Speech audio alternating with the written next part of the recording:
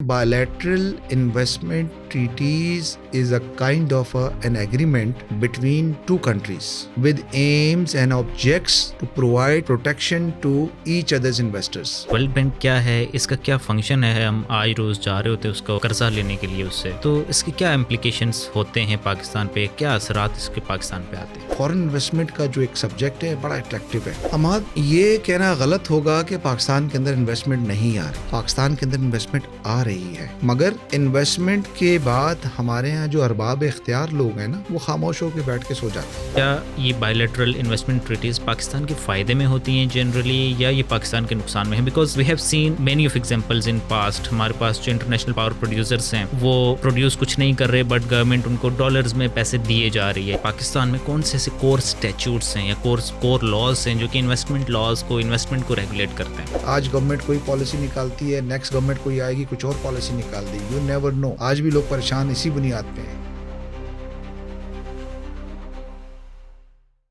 Welcome back to another podcast.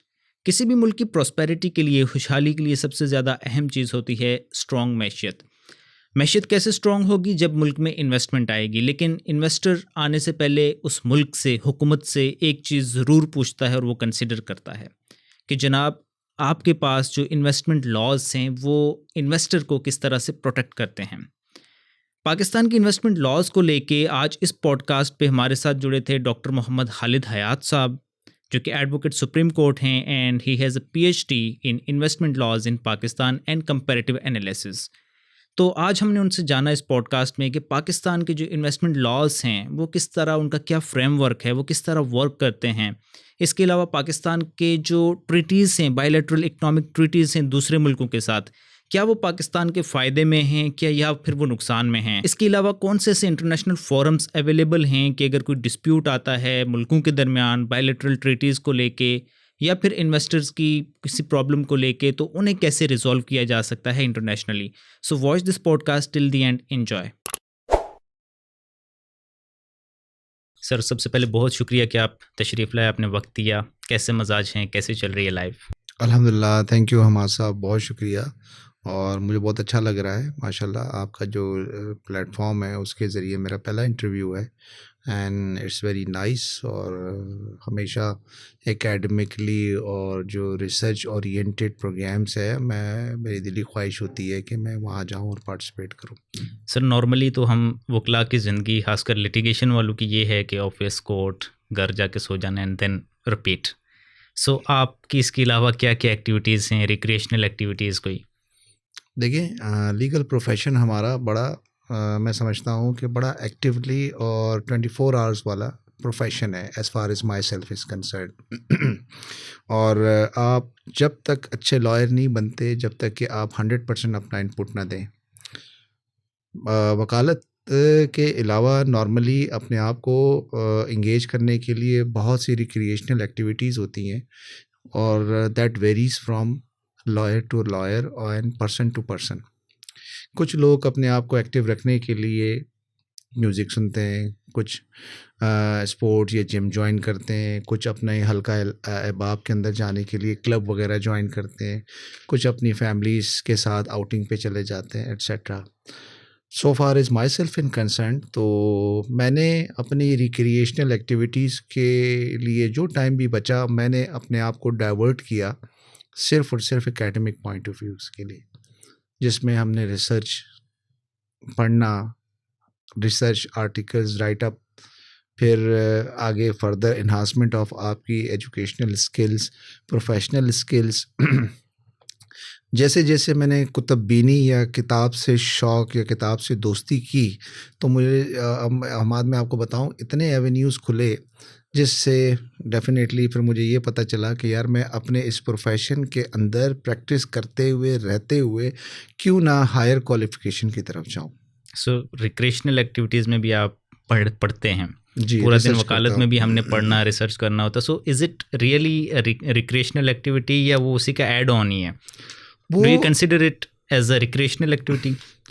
मैंने आपको बताया, मैंने अर्ज़ की ना कि हर पर्सन से डिपेंड करता है, that varies from person to person. So far as myself is concerned, तो definitely that is not add on, that is 100% job.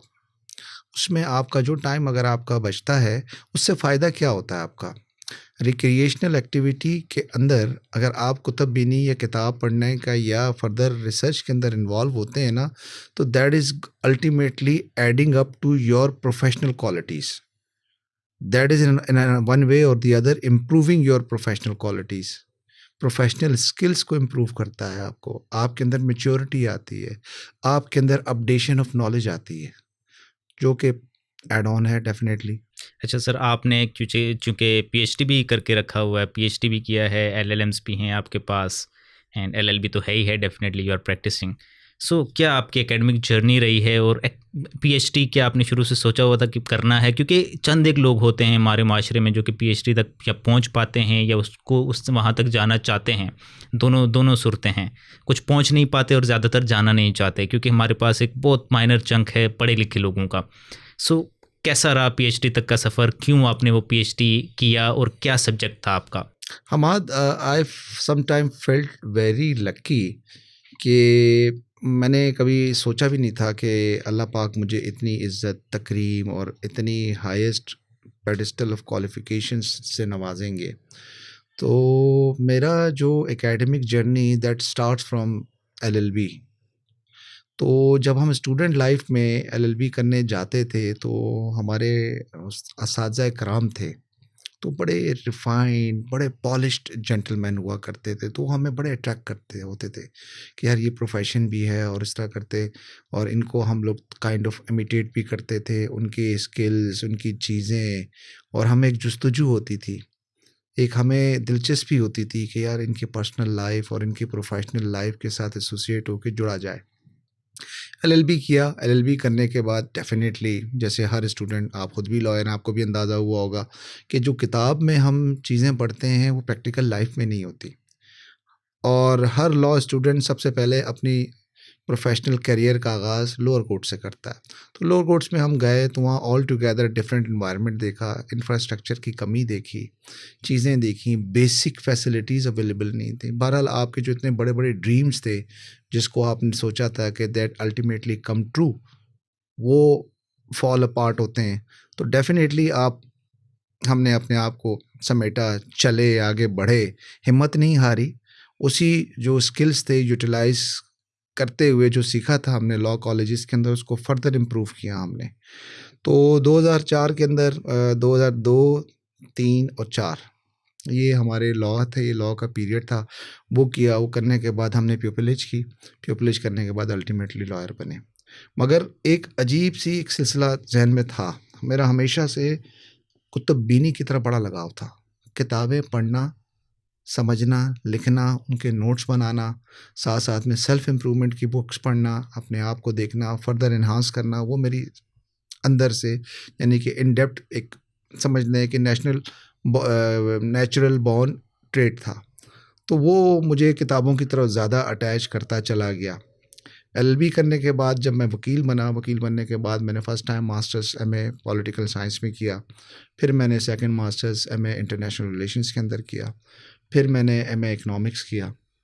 फिर इसके बाद फिर मैंने एलएलएम के अंदर एडमिशन लिया। एलएलएम के अंदर मैंने 2 साल के अंदर फर्दर अपने आप को हायर पेडिस्टल ऑफ रिसर्च में क्वालिफ़िकेशन के अंदर अपने आप को एक्सपोज़ किया। तो उसके अंदर नॉर्मली आपका रिसर्च की फ़ील्ड ओपन होती है जिसमें आप अपना थीसिस लिखते हैं, तमाम चीज़ें करते हैं। तो मैंने कराची के अंदर गोल्ड मेडलिस्ट बना। फर्स्ट क्लास फर्स्ट पोजीशन मैंने सिक्योर की एलएलएम के डिग्री में। तो ज़ाहिर है कराची यूनिवर्सिटी में था, उस वक्त इंफ्रास्ट्रक्चर की कमी थी, इतना ज़्यादा रिकग्निशन नहीं मिल पाई। तो डेफ़िनेटली मगर वो एक तो इम्तियाज़ मेरा तो रहा है कि मैं अपने उस वाले बैच के अंदर मैंने टॉप किया था पूरे कराची के अंदर। सो उसके बाद से फिर आगे चले तो हमें नॉर्मली ये बड़ा अट्रैक्ट करता था। कभी मैं अखबारात में पढूँ या कराची यूनिवर्सिटी में आना जाना होता था तो प्रोफेसरों के नेम प्लेट के सामने मैं देखता था कि PhD in such and such subject, doctor so and so such and such subject, MD etcetera, साथ में पीएचडी लिखा होता था सच एंड सच सब्जेक्ट। वो बड़ा अट्रैक्ट करता था कि यार व्हाट इज़ दिस पीएचडी। तो फिर मैंने सोचा कि why not PhD in law. इस पर भी एक्सप्लोर होना चाहिए। फिर हमने गूगल पे, इंटरनेट पे बैठ के सर्च किया, थोड़ा सा एक्सप्लोर किया, तो आप यकीन मानिए दिल थाम के मैं रह गया कि इंटरनेशनली तो पीएचडी की डिग्री बाकायदा कन्फर होती थी, ग्रांट भी होती थी, मगर हमारे यहाँ ऐसा इंफ्रास्ट्रक्चर कराची सिंध के लेवल पे नहीं था कि लॉ के अंदर किया जाए। मुझे याद है जब फर्स्ट टाइम ये प्रोग्राम लॉन्च हुआ पीएचडी का, तो हमारे से पहले वाले जितने भी बैचेस थे उन सब को जो है ना पीएचडी वगैरह लॉ के अंदर नहीं होती थी। कुछ लोग पहले, एक मेरे से पहले बैच 2007-8 का था, उन्होंने एलएलबी ये लॉ के अंदर पीएचडी के लिए अप्लाई किया था, तो कराची यूनिवर्सिटी के लिए बेसिक इंफ्रास्ट्रक्चर नहीं था, तो उन्होंने उन सब को एडमिशन कन्वर्ट करके पीएचडी पॉलिटिकल साइंस का दे दिया। अप्लाई लॉ में किया और उन्होंने अप्लाई लॉ में किया, तो कहते हैं जी हमारे पास प्रोफेसर नहीं है, हमारे पास सुपरवाइज़र नहीं है। और ये इंटरेस्टिंग चीज़ आपको मैं एक और भी बताऊं, शुरू में ये कंपेलिंग रीज़न थी कराची यूनिवर्सिटी के पास कि दूसरी तमाम यूनिवर्सिटी से पीछे रह गया था डिपार्टमेंट, तो इनके पास पीएचडीज लॉ में मौजूद नहीं थे प्रोफेसर, तो इन्होंने इस कहत को पूरा करने के लिए जो सिटिंग जजेस थे हाई कोर्ट के, उनको सुपरवाइज़र बनाया कि सर आप काइंडली, आपका एक स्टेचर है, आप सुपरवाइज़र बने। दे इवन मे नॉट मगर हैव उनके PhD। पास, अब सॉरी टू से, जजेस मेरे लिए बड़े काबिल एहतराम हैं, और उस वक्त भी एक बात उठी गई कि जनाब ये रिसर्च, बेसिक रिसर्च स्किल्स में लैक करते हैं, इनके पास रिसर्च स्किल नहीं है, ये कैसे सुपरवाइज करेंगे। बहरहाल एक दो बैचेस निकल के आए सामने, फिर डेफिनेटली थोड़ा सा इन्हांसमेंट हुआ, कुछ हमारे यहाँ के लोकल लोग निकल के बाहर गए और उन्होंने बाहर की यूनिवर्सिटीज़ से लॉ किया, पीएचडीज हासिल किए, वापस आए, फिर स्टार्टेड जैसे इंटरनेशनल इस्लामिक यूनिवर्सिटी हो गया, पंजाब यूनिवर्सिटी हो गया, इन लोगों ने भी अपने पीएचडी के डिग्री प्रोग्राम स्टार्ट करना शुरू किए। मुझे याद है जब मैंने पीएचडी के प्रोग्राम के लिए अप्लाई किया था, तो अ kind of a toughest interview panel बिठाया गया कि भाई इनको इंटरव्यू करके ठीक ठाक इनकी स्क्रीनिंग की जाए ताकि कोई ऐसे ही नहीं आ जाए पीएचडी करने के लिए। आई रिमेंबर कि उस वक्त के जो है ना फेडरल शरीयत कोर्ट के रिटायर्ड चीफ जस्टिस साहब थे, उन्होंने मेरा इंटरव्यू लिया, पैनल में वो भी शामिल थे, एक हमारे लॉ कॉलेज के प्रिंसिपल थे वो शामिल थे, और ये दो जजेस सिंध हाई कोर्ट के रिटायर्ड जजेस वो शामिल थे। फिर उसके बाद एक टैक्सेशन साइड पे बड़े सीनियर और सीजन्ड किस्म के जज थे वो शामिल थे। ये तकरीबन कोई 7 के करीब पैनल था। उन्होंने बैठ के मेरा इंटरव्यू लिया। लेने के बाद पहली दफ़ा मेरे सिनॉप्सिस को उन्होंने डेफर कर दिया। सेकंड टाइम उन्होंने सिनॉप्सिस में अल्हम्दुलिल्लाह जब इंटरव्यू किया तो उन्होंने अप्रूव कर दिया कि that is doable, that is workable. So आपका सब्जेक्ट क्या था? सब्जेक्ट मेरा था इंटरनेशनल, मेरा बेसिकली इंटरनेशनल लॉ का कंपैरिजन था। मैंने जब शुरू में देखा तो मुझे जब जैसे ही मैंने एक्सप्लोर करना शुरू किया ना, गाइडलाइंस तो हमारे यहाँ अनफॉर्चुनेटली पाकिस्तान के अंदर कहीं भी नहीं थी। मुझे इंटरनेशनल यूनिवर्सिटीज़ की बहुत सी गाइडलाइंस मिली जिसमें how to write your synopsis, how to choose your topic accordingly. तो मैंने कहीं पढ़ा था कि जो अकॉर्डिंगली अगर लॉ में ख़ासकर अगर आप कोई पीएचडी करने जाते हैं तो अगर आपका जो एक्सपीरियंस बेस्ड अगर टॉपिक हो दैट इज़ मोर वर्केबल। तो मैंने फिर अलाइन किया, मैंने कहा लॉ में कौन से एक ऐसी चीज़ होगी जो मेरे लिए पॉजिटिव है। ज़ाहिर है मेरे पास क्रिमिनोलॉजी भी था, कानूनी शहादत भी था, आर्बिट्रेशन था, सब चीज़ें थी, मगर मुझे इन्वेस्टमेंट और इंटरनेशनल लॉ ये ज़्यादा अपील करते थे। तो मैंने फिर इंटरनेशनल लॉ के पॉइंट ऑफ व्यू से इंटरनेशनल इन्वेस्टमेंट का इंतखाब किया, क्योंकि मेरी प्रैक्टिस भी कस्टम साइड पे थी ना, import export, custom barriers, custom duties and taxes, जिसमें बिल ऑफ लेडिंग के ज़रिए आप अपना माल इंपोर्ट करते हो, फिर उसके ऊपर जो डिस्प्यूट्स आते हैं, शो कॉज नोटिसेस होते हैं, चीज़ें होती हैं, वो फिर कहते हैं कि जी हमने पैकिंग लिस्ट इनवॉइस वगैरह यहाँ भेजी, डॉलर्स के अंदर आपकी फ़ंडिंग बाहर जा रही होती है, लेटर ऑफ क्रेडिट कैसे एक्सप्लोर होता है। फिर बैंकिंग साइड पर मेरी प्रैक्टिस थी, जब लेटर ऑफ क्रेडिट के केसेस हमारे पास आते थे तो हम ही फील करते थे कि यार ये इन्वेस्टमेंट किस बला का नाम है। तो वो खोजी होने के पॉइंट ऑफ व्यू से डीप में चलते चले गए। तो जब मैंने ये देखा कि यार फॉरेन इन्वेस्टमेंट का जो एक सब्जेक्ट है बड़ा अट्रैक्टिव है, मैं थोड़ा सा डीप स्टडी की। सो ये देख के मुझे बड़ी हैरानगी हुई कि 1947 से ले के जब मैंने 2016 में अपना पीएचडी किया तो उस वक्त तक तकरीबन हार्डली 3 या 4 स्टैच्यूट बुक्स पे अवेलेबल थे, तो जो पूरे के पूरे एक सब्जेक्ट को कवर कर रहे थे। तो मैंने कहा दैट इज़ लैक, ये ऐसा क्यों है। और इसकी आज तक किसी जो पार्लियामेंटेरियंस की और लेजिस्लेचर की इतनी एक्टिव नज़र नहीं रही। क्यों ऐसा है? बहरहाल उस खोज की को जहन में रखते हुए फिर मैंने फर्दर एक्सप्लोर किया, देखा पाकिस्तान के जो डायरेक्ट और इनडायरेक्ट इन्वेस्टमेंट लॉज थे उसको मैंने एक्सप्लोर किया, देखा, समझा कि हमारे यहाँ प्रॉब्लम क्या है, क्यों है। तो मुझे एक नतीजे पे पहुंचा कि भाई मैंने फिर उसको फिर लोकल ही हमारा जो रीजनल कंट्रीज़ थे, जैसे जो उसको हम फॉर एग्ज़ाम्पल ये समझ लें कि एशियन टाइगर कहते हैं, चाइना, मलेशिया और पाकिस्तान, इन तीनों को मैंने डाइवर्जेंस इनकी मैंने रिसर्च स्टडी की। तो मेरा आपके सामने जो रिसर्च का टॉपिक भी था, procedure and practice of foreign investment laws in Pakistan and its divergence with China and Malaysia. तो चाइना, मलेशिया एंड पाकिस्तान के तीनों के फॉरेन इन्वेस्टमेंट लॉज को मैंने कंपैरेटिव एनालिसिस करके उसके ऊपर राइटअप लिखा। वो थीसिस को मैंने अपना टॉपिक बनाया। तो मैंने ये देखने की कोशिश की कि China, why is China number one, why is Malaysia is far ahead than Pakistan even though it gained independence after Pakistan. तो क्या वजह है, क्यों लोग हैं उसको ग्रीनर पैस्चर के लिए जाते हैं। तो मैंने इस नतीजे पे पहुंचा कि जनाब हमारे यहाँ बहुत से लॉज के अंदर फ्लॉज हैं, प्रॉपर आपकी पॉलिसीज़ इन्वेस्टमेंट की नहीं है, और अगर हैं तो proper in letter and spirit जो है ना इम्प्लीमेंट नहीं हो रही हैं।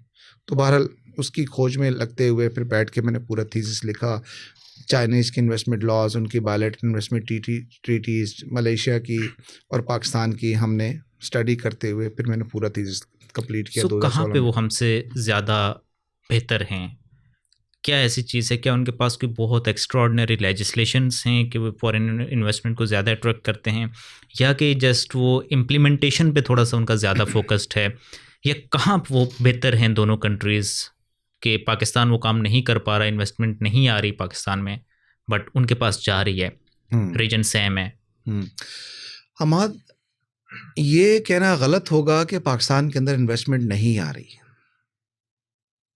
पाकिस्तान के अंदर इन्वेस्टमेंट आ रही है, मगर इन्वेस्टमेंट के बाद हमारे यहाँ जो अरबाब इख्तियार लोग हैं ना, वो खामोश होकर बैठ के सो जाते हैं।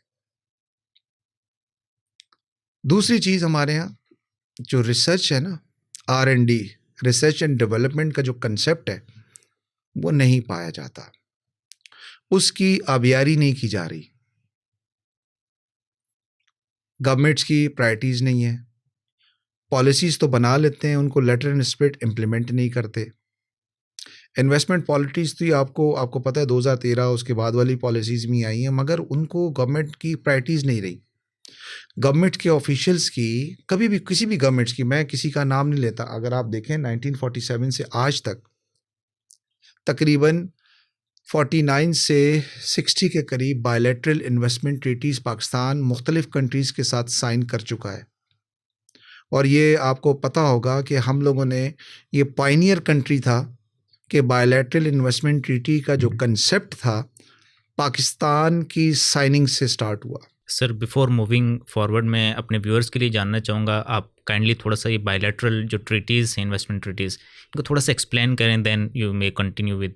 देखें, bilateral investment treaties is a kind of an agreement between two countries with aims and objects to provide protection to each other's investors. एक कंट्री है दूसरी कंट्री के साथ करता है कि जनाब मेरा इन्वेस्टर आपकी कंट्री के अंदर इन्वेस्ट करेगा, ब्रदरली कंट्री है। फॉर एग्जांपल मैं मिसाल दूं सऊदीया की, सऊदीया कहता है कि जी आप और पाकिस्तान के अंदर जो ब्रदरली रिलेशनशिप है दैट इज़ गवर्न्ड बाय इस्लाम, हम दोनों मुसलमान भाई हैं, हम इन्वेस्टमेंट करना चाह रहे हैं एक दूसरे की कंट्री के अंदर। जाहिर है डेफिनेटली एक एलिमेंट तो आपके मौजूद है, वो वहाँ का सऊदी इन्वेस्टर आता है पाकिस्तान के अंदर, डेफिनेटली वो इन्वेस्टमेंट लेके आ रहा है। वो ये कहता है कि जी मैं इन्वेस्टमेंट, इतनी मेरी ज़िंदगी की जमा पूंजी है, मैं यहाँ पे इन्वेस्टमेंट करूँगा तो मुझे प्रोटेक्शन क्या है, मुझे बेनिफिट्स क्या हैं, मुझे फैसिलिटीज़ क्या देंगे आप। अब ये चीज़ें देखते हुए इंटरनेशनल जो थिंक टैंक्स हैं उन्होंने कहा कि डेफिनेटली ऐसी कोई रूल रेगुलेशंस होनी चाहिए जो कि इनको प्रोटेक्शन प्रोवाइड करे। तो उन्होंने एक एग्रीमेंट इंटरनेशनल लॉ के मुताबिक बना लिया, जो 2 कंट्रीज़ के गवर्नमेंट ऑफिशियल्स आपस में साइन करते हैं। उनके टर्म्स एंड कंडीशन दोनों कंट्रीज़ के for all time to come जितनी भी गवर्नमेंट्स आएंगी उनके ऊपर वो बाइंडिंग होंगी। That is basically called the bilateral investment treaties. यानी कि एक मुल्क दूसरे मुल्क के साथ या दूसरे मुल्क के इन्वेस्टर के साथ एक ऐसे एग्रीमेंट में जा रहा है कि वो टर्म्स डिफाइन कर रहे हैं अपनी, कि बायलैटरल आपका ट्रेड कैसे होगा। मैं ये जानना चाहूँगा कि क्या ये बायलैटरल इन्वेस्टमेंट ट्रीटीज़ पाकिस्तान के फ़ायदे में होती हैं जनरली, या ये पाकिस्तान के नुकसान में है? Because we have seen many of examples in past. हमारे पास जो इंटरनेशनल पावर प्रोड्यूसर्स हैं वो प्रोड्यूस कुछ नहीं कर रहे, बट गवर्नमेंट उनको डॉलर्स में पैसे दिए जा रही है, जिससे हमारा एक्सचेकर पे नुकसान होता है। इसी तरह की और एग्जांपल रेकॉर्डिक की एक हमारे पास थी, that was a complete failure, और पाकिस्तान का वो अच्छा खासा एक्सचेकर को धचका लगने वाला था। आर दे रियली गुड और इन फेवर ऑफ पाकिस्तान? देखें, इसमें आर्गूमेंट्स और काउंटर आर्गूमेंट्स दोनों मौजूद हैं। एक सेगमेंट ऑफ सोसाइटी कहती है कि bilateral investment treaties are good. अगर आप इंटरनेशनल लॉ का मुताला करें, या आजकल रिसेंटली जो स्टडीज़ आप इंटरनेशनल लॉ पे पढ़ें, कि favour, pros and cons of bilateral investment treaties की अपनी जगह पे मौजूद हैं। Bilateral investment treaties so far as Pakistan is concern, they are not beneficial, rather they are cursed. मैं कहूँगा, जो मेरी स्टडी है, मैंने जो समझा है, देखा है। मैंने पहले अर्ज़ किया कि 1947 से लेके टिल नाउ कुछ हमारे पास 50 से 60 के करीब बायलैटरल इन्वेस्टमेंट ट्रीटीज़ हैं जो कि वेरियस पाकिस्तानी गवर्नमेंट एजेंसीज़ और ऑफिशियल साइन कर चुके हैं। मगर आप उसमें देखें, अगर उसका रेशो निकालें, तो उन 50 के करीब बायलैटरल इन्वेस्टमेंट ट्रीटीज़ सिर्फ और सिर्फ इन्वेस्टमेंट की टर्मिनोलॉजी पेपर पे डिफ़ाइन करने के लिए रखी गई है। Otherwise in essence, in practical, वो कभी भी इन्वेस्टमेंट लेके नहीं आई।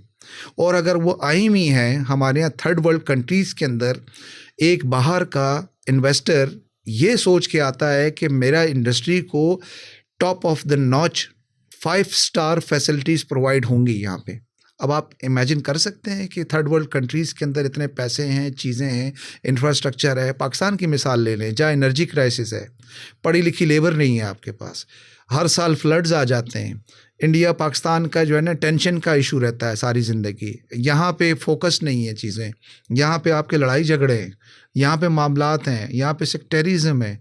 तो बाहर का एक बंदा अपनी इन्वेस्टमेंट लेके यहाँ पे आ रहा है, तो डेफिनेटली वो इन तमाम चीज़ों से निकलने के लिए उसको प्रोटेक्शन चाहिए, तो वो तो साइन करने के लिए तैयार हैं। हमारे यहाँ गवर्नमेंट ऑफिशियल क्या कहते हैं, अनफॉर्चुनेटली वो ये समझते हैं कि यार हमारा टारगेट है 5 सालों के अंदर हम कोई 20 के करीब बायलैटरल इन्वेस्टमेंट ट्रीटीज़ करें। आप पढ़ते रहेंगे, आज सुबह के अखबार में मैंने पढ़ा कि गवर्नमेंट जो है वो एक इनकी इंटेंशन है कि तुर्किया उनके इन्वेस्टर्स के लिए एक फ्री इकोनॉमिक जोन देने जा रही है। That is good. तुर्किया और पाकिस्तान का बायलैटरल इन्वेस्टमेंट ट्रीटी है, वो ऑलरेडी पहले से साइन किया हुआ है 70s में।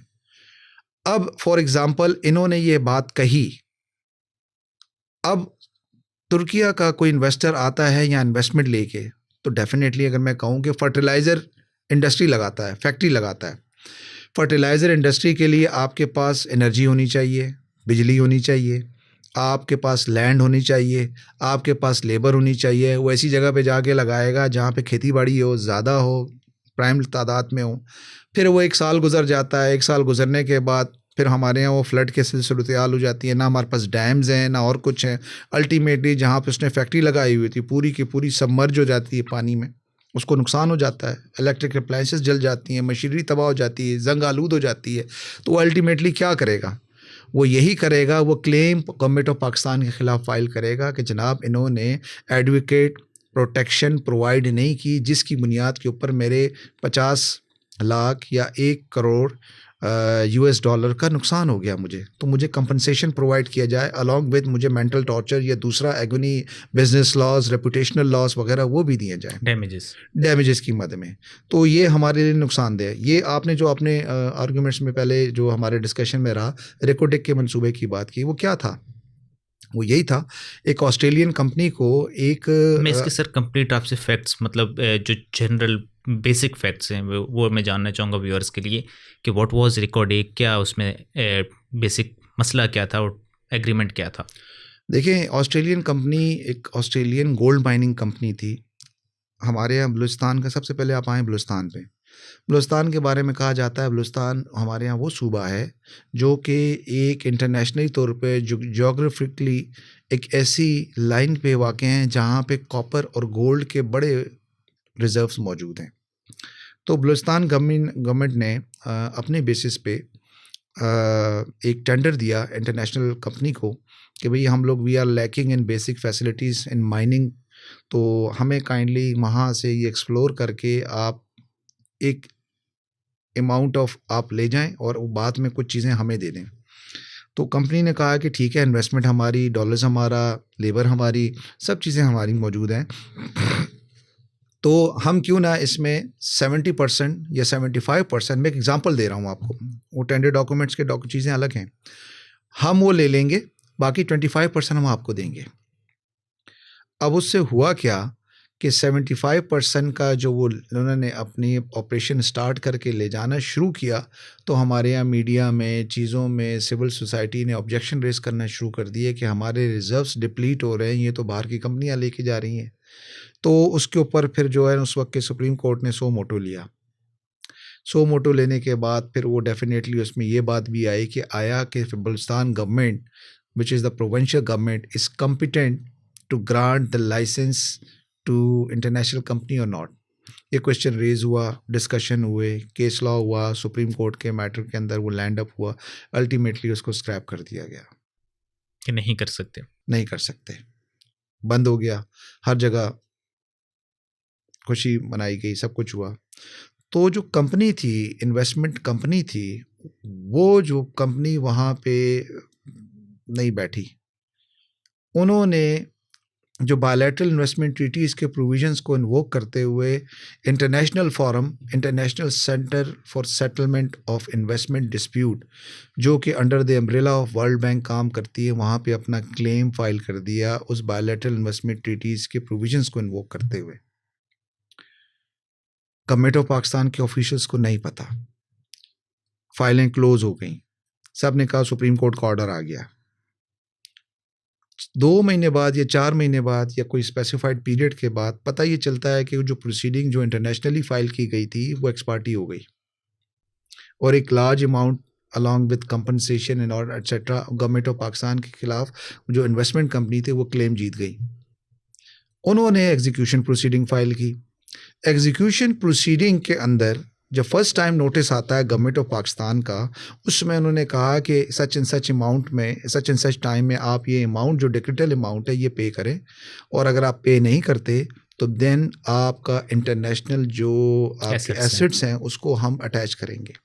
उन्होंने सबसे पहले न्यूयॉर्क में रोजवेल्ट जो होटल है PIA का, गवर्नमेंट ऑफ पाकिस्तान की मलकियत है, उसके ऊपर उन्होंने जो है ना एक नोटिस दिया कि क्यों ना इसको अटैच किया जाए। अब गवर्नमेंट ऑफ पाकिस्तान में फ़र्स्ट टाइम ये नोटिस आया, उन्होंने कहा कि ये कौन सा क्लेम आ गया, किस तरह आ गया, तो उन्होंने अटॉर्नी जनरल ऑफिस में भेजा। तो मखदूम अली ख़ान साहब उस वक्त जो है अटॉर्नी जनरल थे, तो ये बाकायदा मैं कोट एंड कोट करके उनके बता रहा हूँ, उनकी डॉक्यूमेंट्रीज़ हैं, वेरियस इंटरव्यूज़ भी हैं उनके, इंटरनेशनल अखबारात में पब्लिश हुए थे। ये मैं इसलिए बता रहा हूँ क्योंकि मेरा ये टॉपिक था, जो मैंने रिसर्च की तो मुझे उनके इंटरव्यू सुनने का भी मौका मिला।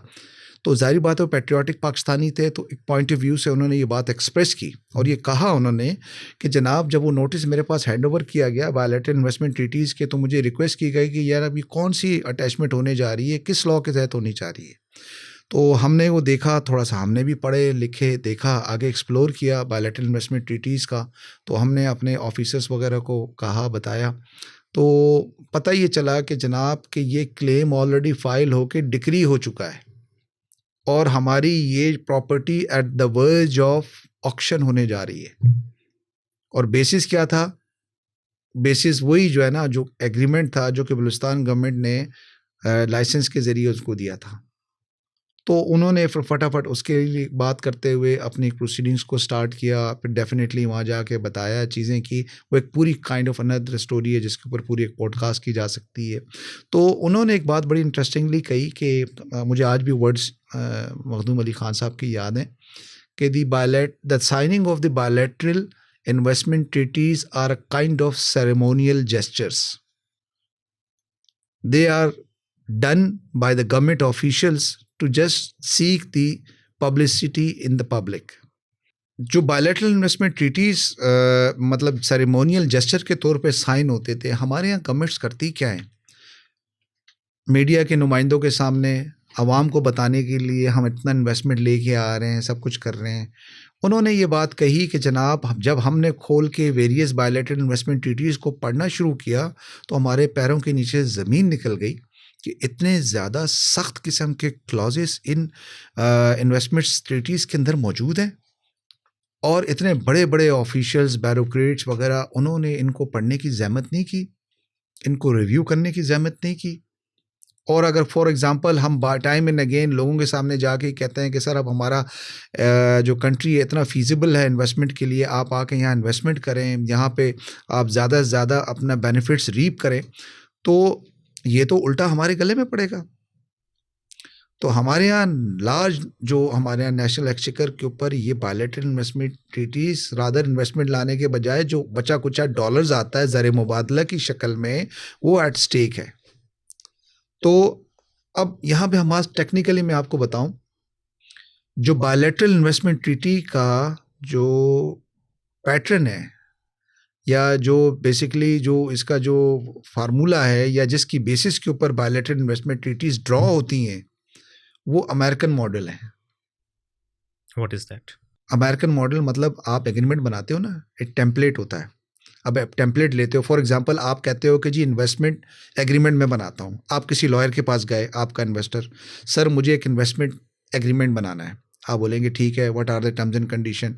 भाई what is the nature of the investment agreement? Sir मैं सब्सिडरी बनाना चाह रहा हूँ एक कंपनी के साथ, एक एंटरप्राइज़ है, मैं चाहता हूँ कि मेरे खाम माल को मैं प्रोडक्ट रॉ फॉर्म से उसको फिनिश प्रोडक्ट में बना के दूंगा, ये मेरा एज ए एजेंट काम करेगा। That is kind of investment agreement. तो इंटरनेशनली जो मॉडल बीआईटी को बनाने के लिए इस्तेमाल हो रहा था, ये करते चले जा रहे थे, वो अमेरिकन मॉडल है। जब मखदूम अली ख़ान साहब ने जब ये चीज़ राइटली पॉइंट आउट कराई, पूरा का पूरा बायलैटरल इन्वेस्टमेंट ट्रीटीज़ का उन्होंने रिव्यू किया, तो उन्होंने कहा कि ये जो मॉडल है, ये मॉडल प्रो इंटरनेशनल इन्वेस्टर्स है, पाकिस्तान के प्रो नहीं है।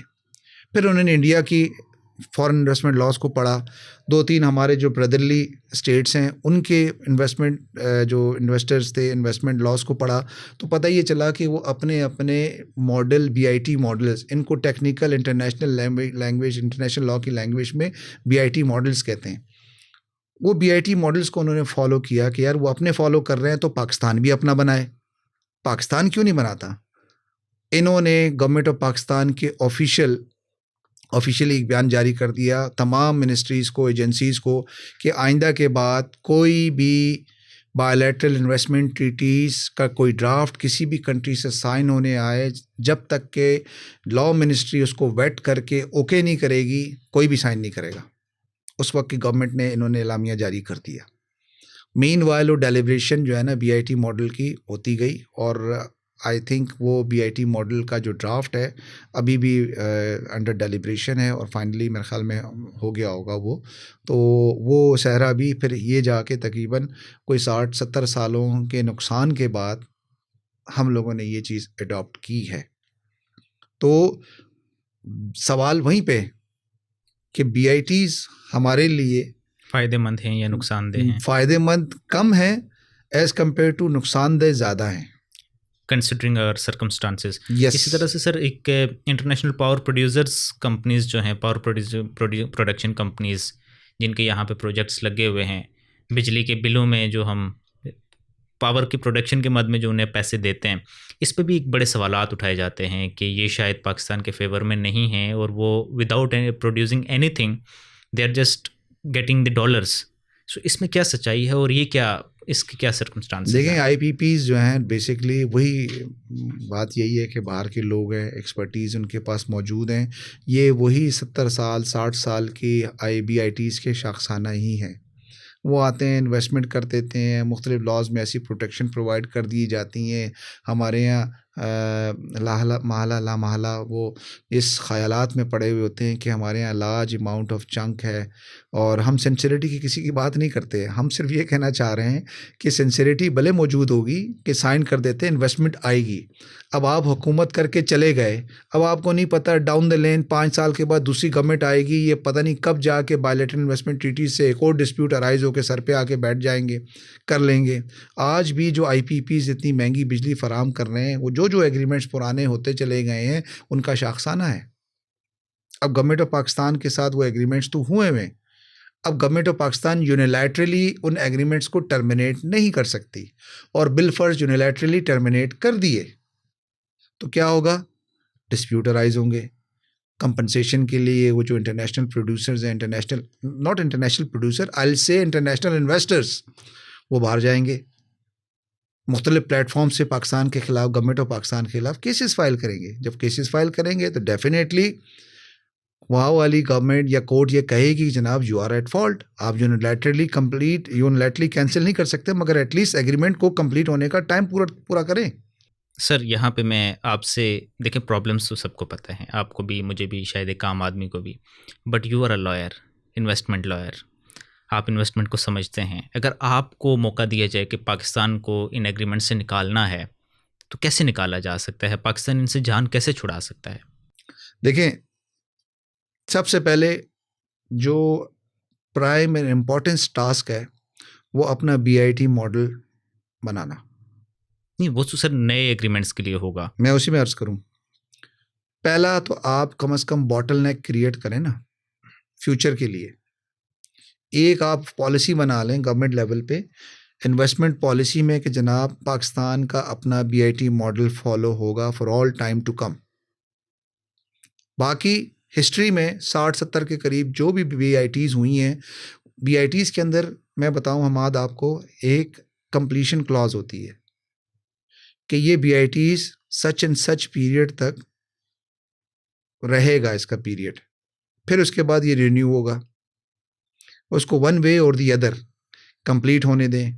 या फॉर एग्जांपल आपके ब्रदरली कोई कंट्रीज़ हैं, सऊदीया हो गया, दुबई हो गया, टर्की हो गया, ये जो कंट्रीज़ हैं जो आपको बहुत क्लोज़ रखते हैं, हर क्लैमिटी के अंदर आते हैं, अब आगाज़ वहाँ से लें कि जनाब हमारे साथ ये प्रॉब्लम थी, ये इश्यूज़ हैं, हम चाह रहे हैं कि ये एग्जिस्टिंग BIT को हम इसको स्क्रैप करके, डिलीट करके नया वाला लेके आएँ।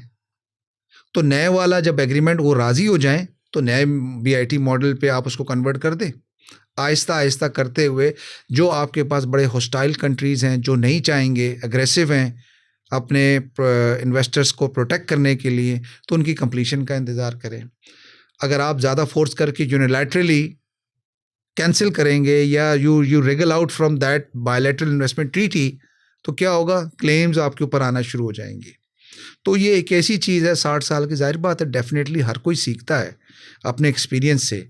ये भी एक चीज़ लर्न की ना, जब लर्न हुई है तो उसके अकॉर्डिंगली इसका भी सोल्यूशन इसी तरह निकलेगा, इसके अलावा नहीं निकल सकता। सर वो क्लेम्स जो, बेशक जैसे हमने एग्रीमेंट्स को ख़त्म कर लिया, क्लेम्स आ गए, हम पे डिक्री भी हो गए, सो व्हाट्स द मैकेनिज्म? वो कैसे रिकवर करेंगे वो अपने पैसे? ठीक है, रोज़ वर्ल्ड होटल एक ही है या एक दो इस तरह के और एसेट्स होंगे इंटरनेशनली, दे दें, उनकी कितनी वैल्यू होगी? आप उससे ज़्यादा वैल्यू उनको बचाने के लिए, उससे ज़्यादा वैल्यू आप डोमेस्टिकली जो आपके पास है आप उसको यूज़ कर रहे हैं, रादर के एक रोज़ वर्ल्ड होटल दे दें तो क्या हो जाएगा? नहीं, हमारा देखें, हमारे यहाँ सिर्फ रोज़ वर्ल्ड होटल का ही प्रॉब्लम नहीं है।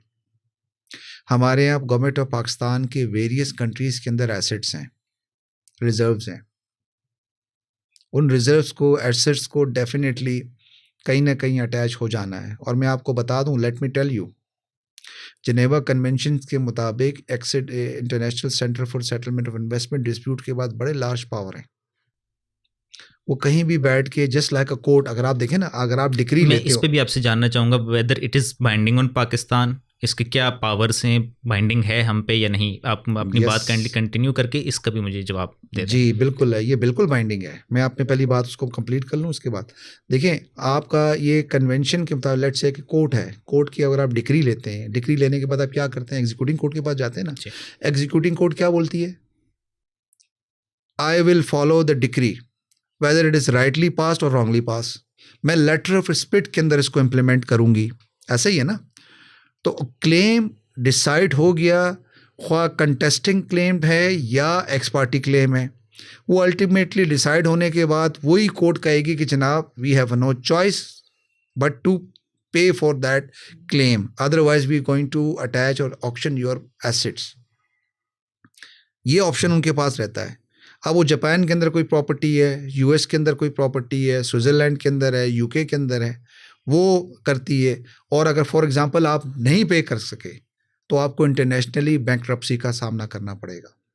और किसी भी कंट्री के लिए बैंकरप्सी एक सबसे ज़्यादा डेंजरस क्लेम है। कोई भी दूसरा कंट्री आपके साथ ट्रेड नहीं करेगा, आपके साथ ना ना ना ट्रेड करेगा, ना इंपोर्ट एक्सपोर्ट में इन्वॉल्व होगा, और आपके लिए दूसरे जो जिसको कहते हैं फाइनेंशियल सैंक्शंस, वो ख़तरा भी रहता है आपका। अब देखें पाकिस्तान थर्ड वर्ल्ड कंट्री है, फ्लड्स के लिए अच्छा खासा डोनर एजेंसीज आपको डोनेशन देंगी। जब फाइनेंशियल कंस्ट्रेंट्स आपको लग जाएंगे, सैंक्शंस लग जाएंगे, तो आपको डोनेशन भी नहीं आएगा। आपकी कौम गुर्बत की नकीरों से मज़ीद नीचे चलती चली आएगी। आपके पास जदीद टेक्नोलॉजी नहीं आएगी। कोई भी कंट्री आपको टेक्नोलॉजी देने की पोजीशन में नहीं होगा। बोलेंगे जनाब कि इंटरनेशनली बैकरप्ट है, इनके ऊपर रिलाई नहीं किया जा सकता। ठीक है, तो ये तमाम चीज़ें हैं। दूसरा आपका जो सवाल का मैं जवाब दे दूं, international settlement of centre for settlement investment disputes है ना, बेसिकली वो 1960s के अंदर एक ट्रीटी थी। उस ट्रीटी के ज़रिए Pakistan is signatory to that. क्यों कि पाकिस्तान को committee, international committee of nation में ज़िंदा रहना है। यूएन के जितनी जो ट्रीटीज़ हैं उनके ऊपर भी पाकिस्तान ने इक्वली साइन किए हुए हैं। They are signatory to that. जब वो सिग्नेचर्स कर लेते हैं तो they already become binding on Pakistan. तो वो पाकिस्तान के पास कोई और चॉइस नहीं है, वो अल्टीमेटली उसको फेस करना ही पड़ेगा या होगा। सर, जो वर्ल्ड बैंक है, हमने पारखा वर्ल्ड बैंक का नाम यहाँ पे लिया, so what is it? World bank क्या है, इसका क्या फंक्शन है? हम आए रोज़ जा रहे होते हैं उसको कर्जा लेने के लिए उससे, तो इसके क्या इम्प्लीकेशंस होते हैं पाकिस्तान पे, क्या असरात इसके पाकिस्तान पे आते हैं? बेसिकली देखिए, हमारे यहाँ इंटरनेशनल 2 फोरम्स हैं, 2 फाइनेंशियल इंस्टीट्यूशंस हैं, मैं ये बोलूँगा। One is the world bank and the other is the International Monetary Fund, IMF। IMF. What is IMF? IMF is a kind of a pool by developed countries to provide assistance to the developing country. आसान इकसात पे कर्जा फराहम करना, ये इनका motive है। World bank is a kind of a bank again, जिसमें develop countries की पूरी दुनिया के जो ममालिक हैं उनके एसेट्स आपके पास होते हैं, मगर that is the one limb of their work. On the other hand, आपका जो जितने डेवलपिंग कंट्रीज़ हैं, जितनी जो कंट्रीज़ के अंदर डेवलपमेंट होंगी, चीज़ें होंगी, गाइडेंस होगी, स्टडी होगा, वो दूसरा उनका ऑर्गन है, वो कर रहा होता है वर्ल्ड बैंक का। ठीक है, इनकी प्रेजेंस डेफिनेटली हर जगह पे मौजूद होती है, और हमारे यहाँ इंटरनेशनली कंट्रीज़ को हेल्प की ज़रूरत होती है। हमारे यहाँ अगर आप देखें ना, इंटरनेशनली पूरी दुनिया में 2 तरह के कंट्रीज़ हैं, एक डेवलप कंट्रीज़ हैं और एक डेवलपिंग कंट्रीज़ हैं। जो डेवलप कंट्रीज़ हैं वो हर तरह से खुद कफ़ील हैं, उनको किसी चीज़ की कोई ज़रूरत नहीं है। पैसे की रेल पेल है, डेवलपमेंट की रेल पेल है, एडवांसमेंट इतनी ज़्यादा है टेक्नोलॉजी में, वो कहते हैं कि जी we don't care about anybody. Development countries हैं, उनके पास इंफ्रास्ट्रक्चर नहीं है। अच्छा, आपके उनके पास जो है ना एजुकेटेड लिटरेट लेबर वर्कफोर्स नहीं है। अब वो क्या करते हैं, पैसा भी नहीं है, डॉलर भी नहीं है, और जो एडवांसमेंट है टेक्नोलॉजी की वो सब डेवलप कंट्रीज़ के पास है। डेवलप्ड कंट्रीज़ कहते हैं लाओ भाई पैसा लाओ, हम आपको प्रोवाइड करते हैं। अब आप देखिए हमारे यहाँ पूरे पाकिस्तान के अंदर, पाकिस्तान सबसे बड़ा इस वक्त टेक्सटाइल मैन्युफैक्चरिंग कंट्री है, मगर अनफॉर्चुनेटली उनके अंदर जो भी मशीनरी इस्तेमाल हो रही है वो जर्मन, फ्रेंच, ये मशीनरी इस्तेमाल हो रही है, अमेरिकन मशीनरी इस्तेमाल हो रही है। और अगर हम एग्रीकल्चर प्रोड्यूस पाकिस्तान का करें भी तो वो फिनिश प्रोडक्ट बन के जाना तो उन्हीं कंट्रीज़ में है, मगर जिस ज़रिए से बन के कपड़े जाएंगे वो सिर्फ़ और सिर्फ ये यहाँ के हैं, फ्रेंच के, जर्मन मशीनरी पे बन के जा रहे हैं। वजह क्या है, पाकिस्तान आज तक अपनी मशीनरी क्यों नहीं बना सका? अगर मैं कहूँ, आप मेरे से पूछे सर आप मुझे बताइएगा कि क्या काम है, मैं अभी आज कहूँ आपको, मैं कहता हूँ 5 से 10% पाकिस्तान इस वक्त अपनी जो टेक्सटाइल मशीनरी बना रहा है लोकली, बाकी मशीनरी इंपोर्ट करता है वो। आपने एग्जाम्पल दी होगी हमारे जो F-17 तैयारा, हम लोग बड़ा प्राउडली कहते हैं कि पाकिस्तान ने इंडिजिनस तैयारा बनाया है।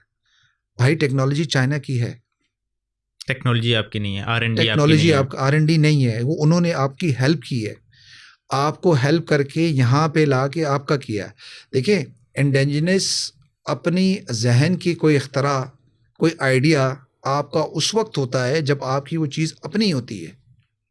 फॉर एग्ज़ाम्पल जो डिज़ाइन है F-17 का या इसका जो मैन्युफैक्चरिंग है, टोटल लेआउट है, ये मॉडल है, वो बेसिकली अगर चाइना कहे तो चाइना वो पेटेंट करवा सकता है। तो ठीक है, दिल को तसल्ली देने के लिए, तसल्ली देने के लिए गालिब ख्याल अच्छा है कि ठीक है हमने कर लिया। तो यही चीज़ें मैं आपको बताऊं, हमारे यहाँ बेसिकली इन चीज़ों की तरफ से डाइवर्जन नहीं है। हम लोग शॉर्टकट देखते हैं कि ठीक है हम अभी बैठ के किसी लॉ, कोई यूनिवर्सिटी हम बना लें, इंजीनियरिंग यूनिवर्सिटी बना लें, लॉ यूनिवर्सिटी बना लें, तो 50 साल किसने देखी है यार, शॉर्टकट में जाके वहाँ से मंगा के देख लो। तो आज अगर ये डेवलप कंट्रीज़ हैं, ये आज से नहीं है, ऑक्सफोर्ड हो गई, कैम्ब्रिज हो गई, अच्छा फिर ये आपकी बाहर की जितनी बड़ी बड़ी फेमस जो यूनिवर्सिटीज़ हैं उनकी तारीखें हैं, ये 100 साल 200 साल पुरानी नहीं है, बहुत बहुत बहुत पुरानी है, हज़ारों साल है। अब उन्होंने सफ़र तय किया ना, किसी सियाने का मकौला है कि अगर आपको तरक्की करनी है, तरक्की पानी है, तो आपने उन्हीं तरक्की याफ्ता लोगों के नक्शे कदम पे चलना होगा। आपका कहीं से स्टार्ट लेना कहीं से स्टार्ट लेना हो, न सिर्फ स्टार्ट लेना है बल्कि उन्हीं कदमों पे जाना है जिन कदमों पे तरक्की याफ्ता शख्स या मंजिल ढूंढने वाला शख्स अपनी मंजिल पे पहुंचा है। तो हमारे लिए वो तरक्की याफ्ता मंजिल वहाँ खड़ी हुई है, और ये जो कंट्रीज़ जो यहाँ से गुजर के वहाँ तक पहुँचे हैं, जिन्होंने डेवलप करवाया, हमें भी यहाँ से स्टार्ट लेके उनके फुट स्टेप पे चलना होगा, जो सिर्फ कि नहीं एंड कर रहे। प्रोडक्ट लेके काम नहीं चल सकता। अच्छा सर, मैं जानना चाहूँगा कि पाकिस्तान में कौन से ऐसे कोर स्टैट्यूट्स हैं या कोर लॉज हैं जो कि इन्वेस्टमेंट को रेगुलेट करते हैं? जी देखिए, उसके अंदर एक लिस्ट है, लॉन्ग लिस्ट है। मैंने जब अपना थीसिस लिखा, थीसिस लिखने के बाद मैंने अपना रिसर्च आर्टिकल भी छापा। देखें उसके अंदर मैंने तकरीबन उस वक्त की बात है ये, that is of I am talking of 2016, मैंने रिसर्च आर्टिकल लिखा। उस आर्टिकल का नाम था an overview of the foreign investment laws in force in Pakistan. Let me tell you, मैंने फ़र्स्ट टाइम इस आर्टिकल के अंदर वो 9 या 10 के करीब जो उस वक्त के जो स्टैट्यूट्स थे, स्टैट्यूट बुक्स पे एग्जिस्ट करते हुए, तो उनके मैंने नाम लिखे। Definitely that is not exhaustive, again इसके अंदर कुछ एडिशन हो सकती है। पहला हमारे पास है foreign private investment promotion and protection act 1976। ये पहला पीस ऑफ लेजिस्लेशन है जो 76 में सिर्फ फॉरेन प्राइवेट इन्वेस्टमेंट के नाम से, जब जैसे जैसे लोगों ने हम लोग एक्सपोज होते चले गए ना, इंटरनेशनली लोगों ने अपनी दिलचस्पी का इजहार किया, बायलैटरल इन्वेस्टमेंट ट्रीटी साइन होती चली गई, तो लोकली गवर्नमेंट ऑफ पाकिस्तान पे प्रेशर पड़ा, तो उन्होंने ये foreign private investment promotion and protection के नाम से कानून साजी कर दी, ताकि लोगों को ये अंदाज़ा हो, इंटरनेशनल कमेटी ऑफ नेशन में लोगों को ये पता चले कि हम भी ये काम कर रहे हैं और प्रोटेक्शन प्रोवाइड कर रहे हैं। नंबर 2 हमारे पास जो कोर स्टैट्यूट नंबर 2 पे आता है, that is the protection to economic reforms act 1992।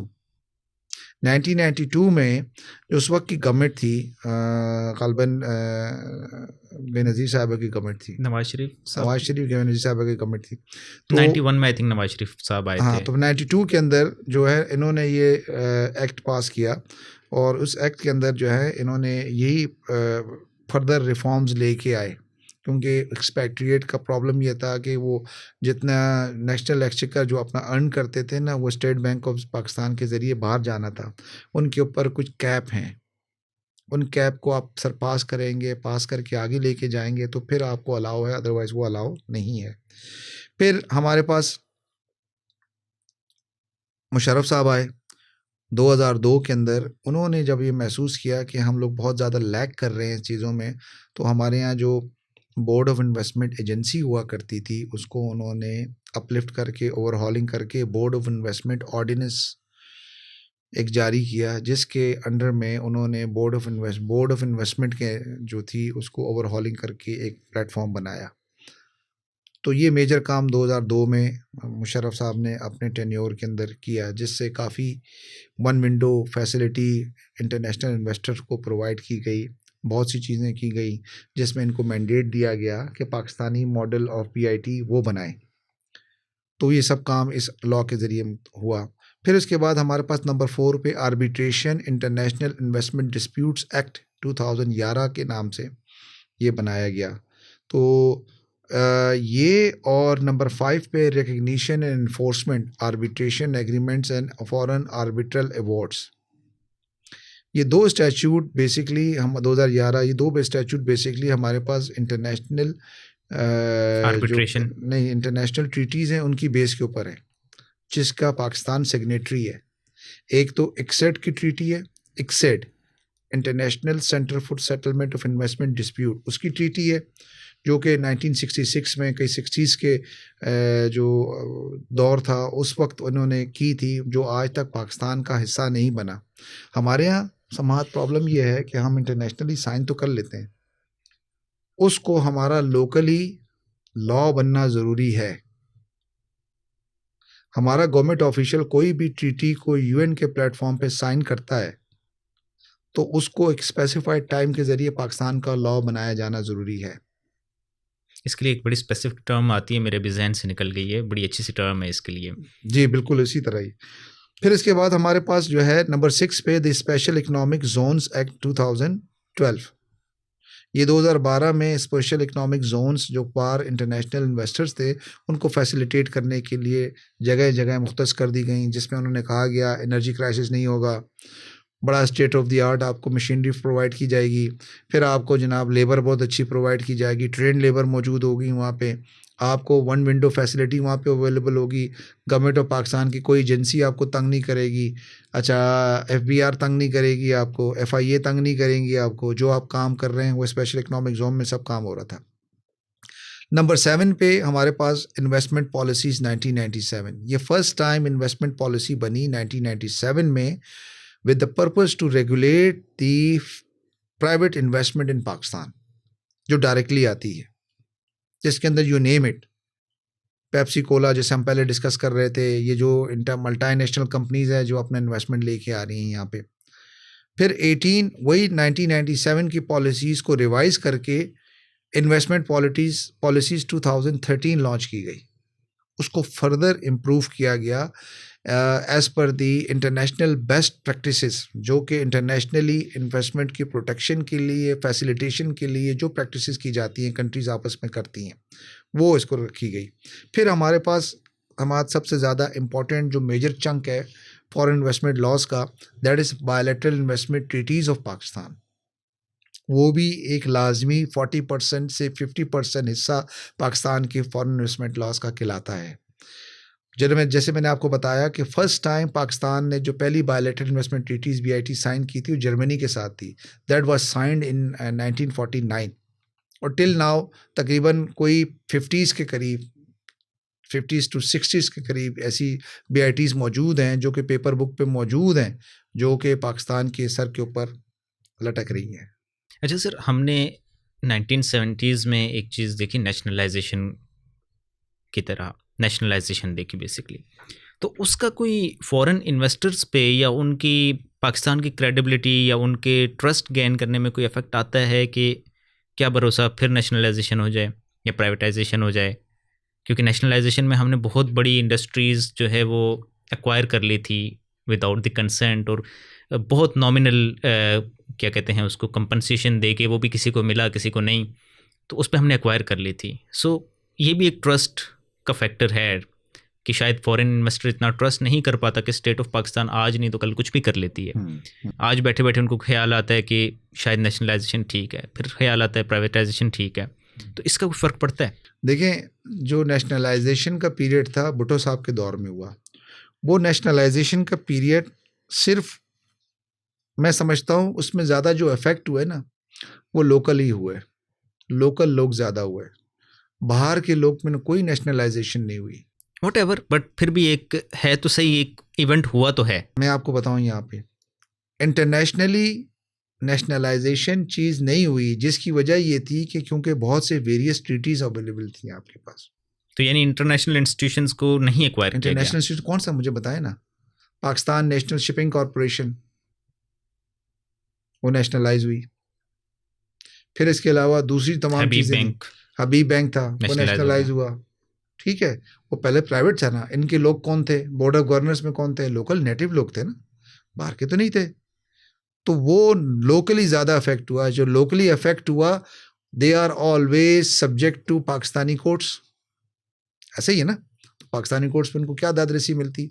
जब आपका हुक्मरान वक्त या गवर्नमेंट आपका उसी वक्त बैठ के अगर कोई पॉलिसी बना रहा है कि ठीक है हमारी पॉलिसी है, हम इसको सब एक्वायर करते चले जा रहे हैं, क्योंकि आप लोग डेफिनेटली, क्योंकि सोशलिज्म की तरफ था ना ज़्यादा एलिमेंट उनका, कि यार ठीक है अवाम पे बहुत ज़्यादा जुल्म है, कॉस्ट ऑफ लिविंग बहुत ज़्यादा महंगी हो रही है, बस ये आपकी मईशत चंद कंपनियों के इख्तियार में वो रन कर रही हैं। ये तो 16 खानदान आई थिंक 16 ख़ानदान, ये तो बहुत ज़्यादा करप्ट प्रैक्टिसेस की तरफ जा रहे हैं।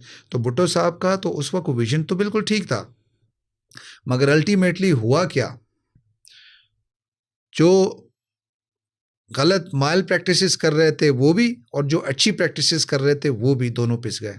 मुझे आज भी याद है, कोई रिसेंटली जब हम लोग कोई किसी टॉपिक पे डिस्कस करते हैं तो ये कहते हैं कि यार हमारे ख़ानदान तबाह हो गए नेशनलाइजेशन की वजह से।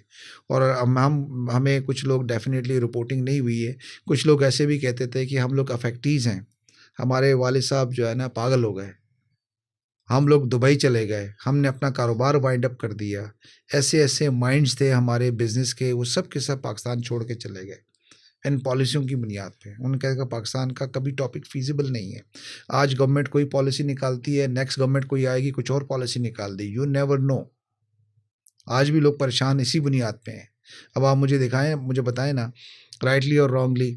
हम लोकल एग्जाम मलिक रियाज की है, कतई नज़र इसकी जो भी प्रैक्टिस है, we are not in favour, but अर्ज़ ये है कि जो मैसेज आपका गया उसका अपना भी तो एक फॉलोइंग है। कहीं ना कहीं इन्वेस्टर नहीं आएगा आपके पास, वो डेफिनेटली कहीं जाके अपना रोना तो रोएगा कि देखें मैंने इतने साल, 15 साल, 20 साल, 25 साल से एक टाइकून खड़ा किया, मैंने लैंड डेवलपिंग में और लैंड जो बिल्डिंग्स में इतना मैंने यूनिट्स बना के सब कुछ दिए, और आज तक मेरा इंटरनेशनल इंफ्रास्ट्रक्चर उसके अंदर आया हुआ है, मगर मुझे कैसे निकाल के बाहर फेंक दिया गया। मेरे से पैसे ले लिए, मेरी जायदादें अटैच कर ली, सब कुछ कर लिया। वो एक संपत्ति तो गेन करेगा ना। तो मैं बताने का मकसद ये है कि ये चीज़ जो है ना ट्रस्ट डेफिसिट का काम करती है किसी भी इंटरनेशनल या नेशनल इन्वेस्टर के लिए। इसको डिस्करेज किया जाना चाहिए, इसको अवॉइड किया जाना चाहिए। इस तरह आपके पास कोई भी नहीं आएगा। Sir, now coming to the ease of business in Pakistan, हम देखते हैं बहुत सारी कंपनीज पाकिस्तान में आती भी हैं और कब आती हैं और कब चली भी जाती हैं पता भी नहीं लगता। बड़ी बड़ी कंपनीज रिसेंटली अपने ऑपरेशंस को पाकिस्तान में वाइंड अप कर रही हैं, हैविंग द फैक्टर कि पाकिस्तान के पास चीपेस्ट लेबर अवेलेबल है, शायद दुनिया में कहीं नहीं मिलती। अमेरिका में बहुत ज़्यादा एक्सपेंसिव लेबर है उससे, but they are making profits. In Pakistan cheapest labour, हर चीज़ cheapest, but even then they are not able to make profits. So what's the reason behind it? हमारे यहाँ सबसे बड़ा प्रॉब्लम ये है, lack of interest on the part of government. सिर्फ paper work करके छोड़ देते हैं, लिटरली इम्प्लीमेंट नहीं करते। चीज़ों के लिए हमारा इन्वॉल्व होना पड़ता है। आपके पास कोई लॉ फर्म में केस लेके आ जाए, आप कहते हैं ठीक है जी हमारी इतनी फीस है, मिस्टर जूनियर ये लें आप केस बनाएं करें। क्लाइंट तो आपके पास आया ना, जूनियर के पास तो नहीं आया। ठीक है वो आपकी टीम का हिस्सा है, मगर सुपरवाइज तो करेंगे ना आप। मेन रिस्पॉन्सिबिलिटी आपकी है। यस, यहाँ पे ये चीज़ का फिकदान है भाई। एक बंदा ईज ऑफ डूइंग बिजनेस के नाम से आप लेके आ रहे हो, आपके पास एनर्जी महंगी है, आपके लोगों ने आईपीपीस के साथ गलत एग्रीमेंट्स करके महंगी बिजली प्रोड्यूस कर रहे हैं। जब बाहर का इन्वेस्टर होता है वो कहता है यार पाकिस्तान के अंदर मुझे यूनिट 50 रुपए का पड़ रहा है, मैं इंडिया के अंदर जा रहा हूँ तो मुझे 5 रुपए का पड़ रहा है, तो मेरी कॉस्ट ऑफ प्रोडक्शन कम आ रही है। मैं वहाँ पे एक टी शर्ट बना के 150 रुपये की बेच रहा हूँ। पाकिस्तान के अंदर जो टी शर्ट बन रही है वो 1000 रुपये की बन रही है अच्छी क्वालिटी की, तो मैं पागल हूँ, मैं यहाँ पे काम करूँगा, मैं तो डायरेक्टली वहाँ जाऊँगा। ये चीज़ें सोचते बूझते जानते हुए भी पाकिस्तानी ऑफिशियल इसके ऊपर काम नहीं कर रहे, अपनी सिफारिशात नहीं दे रहे। हमारे हुक्मरान अपनी रस घोलने वाली आवाज़ें सुनते हैं जो उनको अच्छी लगती हैं, दूसरी बातों के ऊपर नहीं जाते कि जनाब कि नहीं ये कड़वा सच भी है। तो तुझसे होता क्या है, पॉलिसीज़ तो आप बना लें, स्टैट्यूट बुक्स पे बना के रखते चले जाएं, ईज़ ऑफ बिज़नेस पे, डूइंग पे, सब चीज़ों पे, मगर आपकी नज़र इस तरफ नहीं है। मुझे बताएं, कभी आपने ये पढ़ा सुना कि लेबर को ट्रेन करने के लिए आपने कोई इंटरनेशनल एक्सपर्ट्स हायर किए हों कि हमारी जो लेबर है उसको ट्रेन किया जाए, या कोई पाकिस्तान के अंदर आपने ऐसे इदारे बना दिए हों जो कि आपके डिप्लोमास प्रोवाइड करते हों, और अगर जो एग्जिस्टिंग इदारे आपने टेक्निकल इंस्टीट्यूट बनाए हुए भी हैं, क्या उनको अपलिफ्ट किया, मॉडर्न प्रैक्टिसेस पे लेके आए? नहीं लेके आए, क्योंकि उनके लिए पैसा चाहिए ना, उनके लिए पैसा चाहिए, डॉलर्स चाहिए, बाहर के लोग चाहिए, वही इंटेंशन है। आप सिंसियर नहीं है चीज़ों के साथ, आप मुल्क के साथ सिंसियर नहीं है, तो उससे होता क्या है, ये प्लेटफॉर्म आपको ईज़ ऑफ डूइंग बिजनेस नहीं प्रोवाइड कर सकता। जब नहीं प्रोवाइड कर सकता, वो खामोशी से लेके चले जाते हैं या आपके क्लेम्स आपके खिलाफ फाइल कर देते हैं। बट सर, जो हमारे इदारे हैं जैसे कि SCCP हो गया, FPR भी किसी हद तक, दे क्लेम कि हम तो बहुत ज़्यादा ईज़ ऑफ बिजनेस काम कर रहे हैं, और SCCP तो ये क्लेम करता है कि आप 2 दिन में एक बिज़नेस सेटअप करके स्टार्ट करके उसको काम आप कर सकते हो ऑपरेशनल। सो इसमें कितनी एक सदाकत है, और अगर इस हद तक ईज़ ऑफ बिज़नेस है तो पाकिस्तान दूसरे मुल्कों से कैसे पीछे है, और वो ऐसा क्या प्रोवाइड कर रहे हैं? And if I have to set up a business in Pakistan, China या इंडिया, तो कहाँ पे ज़्यादा इजी रहेगा कंप्लायंस वाइज या फॉर्मेशन वाइज, या बिज़नेस स्टार्टअप करने के लिए कहाँ पे ज़्यादा मेरे लिए इजी रहेगा? देखिए, SCCP की आपने बात की, सॉरी टू से SCCP एक ऐसा प्लेटफॉर्म है जो सिर्फ और सिर्फ आपका पेपर वर्क करके आपको कंपनी खड़ा करके दे देता है। ये एक तरह की एजेंसी है जो कि आपको लाइसेंस ग्रांट करती है to do work and to do business in Pakistan. उसके बाद उस बेचारे इन्वेस्टर के पास कोई और प्लेटफॉर्म नहीं है जहाँ पे वो जाके अपनी जी। फरियाद सुना सके। अब आप मुझे बताएं, SCCP के पास, आपने भी प्रैक्टिस की है, सिर्फ कंपनी रजिस्टर्ड होती है। टैक्स के पॉइंट ऑफ व्यू से उसको FBR के धक्के खाने पड़ेंगे। अगर वो कोई प्रोड्यूस कर रहा है, प्रोडक्ट बना रहा है, तो सेल्स टैक्स की रजिस्टर करानी पड़ेगी। FBR और सेल्स टैक्स के अपने लोग बैठे हुए हैं, बादशाह लोग हैं, वो अपना अलग जुरिसडिक्शन एक्सरसाइज करते हैं। फिर आपकी FIA हो गई, फिर आपकी कॉपीराइट हो गई, फिर आपका IP हो गया। ये बहुत सी एजेंसीज एग्जिस्ट करती हैं, ऐसी करती हैं कि पहली बार पता लगता है ये भी वो है। ऐसे वॉच डॉग रखा हुआ होता है उनके ऊपर रडार में। अगर कोई बाहर का बंदा आए, उनको पता है कि 1 विंडो फैसिलिटी नहीं है अवेलेबल, हम क्या करेंगे? तो SCCP तो बराए नाम आपको पेपर वर्क करके कंपनी खड़ी कर देती है, इसके अलावा वो प्रोटेक्शन में नाकाम है, वो और कुछ नहीं कर सकती। वो कहती है कि फॉर्म 29, फॉर्म A, फॉर्म 21, 35 ये दे दें, अमेंडमेंट करा दें, आपका पेड अप कैपिटल इतना होना चाहिए, आप इतने से ज़्यादा जाएंगे तो ये काम होगा। डेफिनेटली आप कंपनी रजिस्टर कराते हैं तो वहाँ पे आप पैसे जमा कराते हैं, वो आपके लिए एक रेवेन्यू जनरेशन इदारा है ना। आपकी अटेंशन देखो, let me again remind you, आपकी अटेंशन फोकस सिर्फ और सिर्फ रेवेन्यू जनरेशन के लिए है। You do not care about the business. आप ये नहीं देखते हो कि आपका बिजनेस की वजह से कितने लोगों को कारोबार मिलेगा, रोजगार मुयसर आएगा। मैं आपको छोटी सी एग्जांपल दूं, मैं डायरेक्ट इनडायरेक्ट की प्रैक्टिसेस करता हूं, मैं कस्टम की प्रैक्टिस करता हूं, ठीक है। आपने कभी सुना कि ये बहुत अच्छी बात है कि पाकिस्तान के अंदर इंडस्ट्री लगे? हम भी कहते हैं लगे, लगे ना। इंडस्ट्री लगने के बाद मैं आपको ऐसी चीज़ बता रहा हूँ, आप देख के हैरान होंगे। इंडस्ट्री लगा ली हम, चलो हम दोनों ने पार्टनरशिप करके इंडस्ट्री लगा दी। ठीक है। लगाने के बाद मुझे बताइए कितने टैक्स इन्वॉल्व होते हैं, गवर्नमेंट को कितना टैक्स मिलेगा? कितने परसेंट या कितने type of tax? Types of tax. One is direct, indirect, in broader capacity अगर आप और देखें आसान तो वो, अपने व्यूवर्स के लिए आसानी से बताते हैं। हाँ, एक इनकम टैक्स है और दूसरा सेल्स टैक्स है। ठीक है। ये दो तरह के टैक्सेस से आप वसूली करेंगे फैक्ट्री से। ठीक है। अब आ जाए ये तो इम्पोर्ट डायरेक्ट हो गए। अब आ जाए इम्पोर्ट की तरफ। ठीक है। एक गाड़ी आप यहाँ बना के उसके ऊपर टैक्सेस लगाते हैं और एक गाड़ी आप इंपोर्ट करते हैं। आपने देखा बड़े बड़े ब्रांड हैं हमारे यहाँ, लोकल इंडस्ट्री प्रमोट नहीं हो रही, 5 साल पुरानी गाड़ियों का परमिट मिल गया कि आप इंपोर्ट करें। क्यों? देने वाला कौन है? Government of Pakistan. अब आपको मैं बताता हूँ, गवर्नमेंट ऑफ पाकिस्तान जब इस तरह के टैक्सेस लगाती है तो उसमें 3 या 4 तरह के टैक्सेस में वसूली हो रही होती है। Number 1 custom duty, number 2 income tax, number 3 advance income tax, number 4 sales tax. कितने हो गए? 4 हो गए। 4। अब ये ज़्यादा लुक्रेटिव है या 2 तरह के टैक्सेस लुक्रेटिव हैं? 4।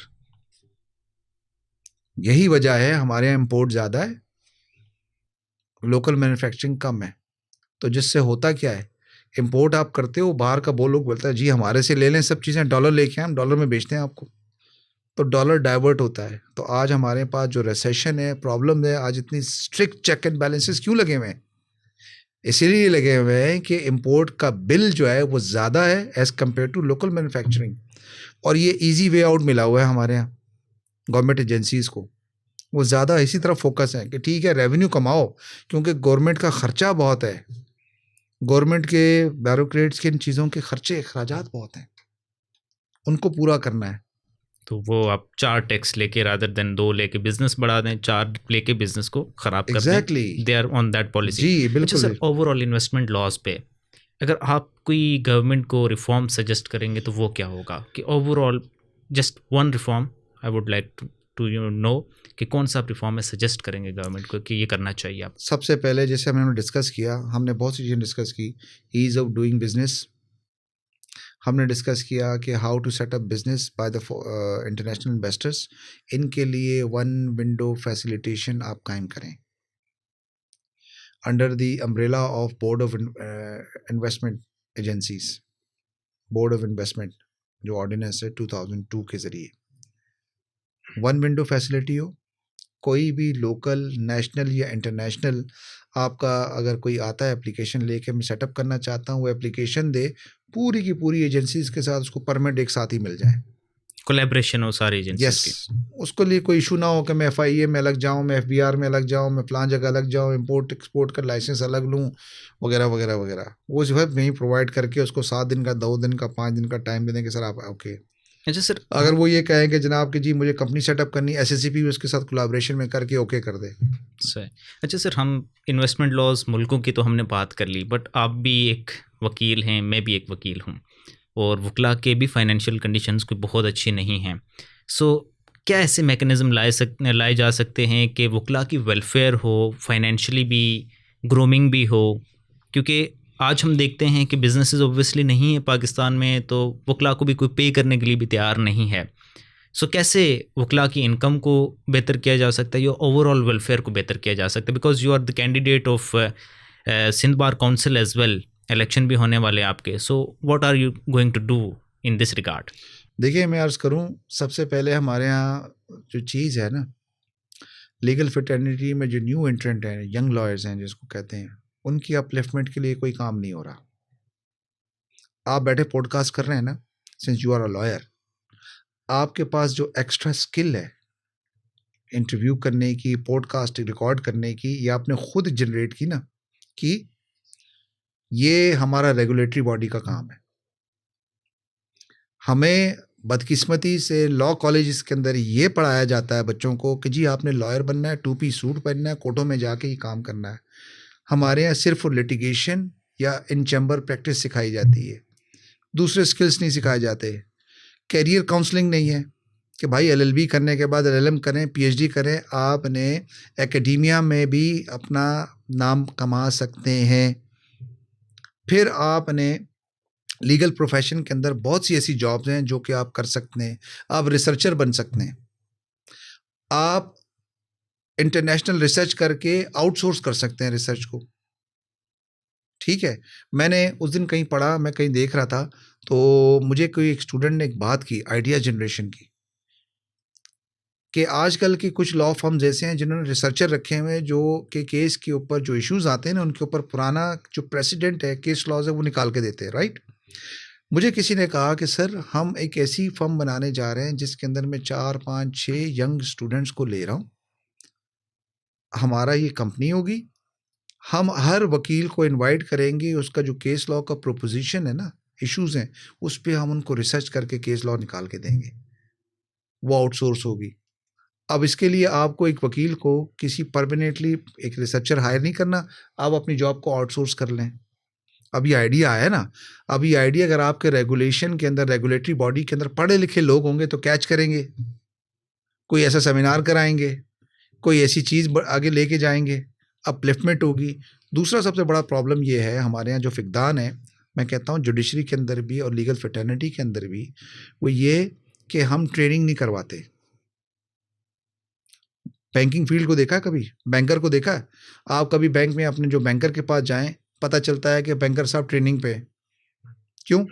15 साल के बाद क्या ट्रेनिंग की ज़रूरत पड़ गई? कॉन्स्टेंटली वो ट्रेंड करते रहते हैं, and I have first hand information on that. There you are. How, because हमारी एक एकेडमी भी है, I am the one of the directors in that academy, Pakistan global law academy, and we provide specialised courses जैसे कि anti money laundering etcetera.